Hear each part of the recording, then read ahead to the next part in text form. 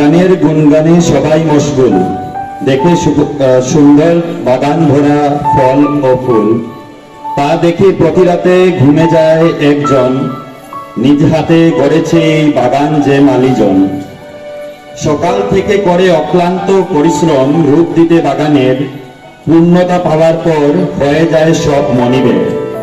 সমাজকে সমাজের রূপ দিতে তদ্রূপ এক মালি সদা ব্যস্ত, জীবনের পাঠ দেওয়ার মহান দায়িত্ব তার হাতে ন্যস্ত।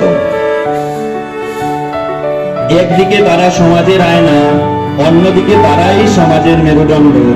যেভাবে শুনতে হয় শিশুদের বায়না, তদ্রূপ ঠিক করতে হয় সভ্যতার মানদণ্ড।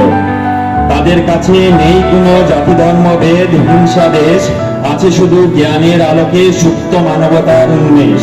তারা সভ্যতার বাহক ও জ্ঞানের ধারক, সমাজের কাছে তাদের আরেক নাম শিক্ষক। Happy teachers day.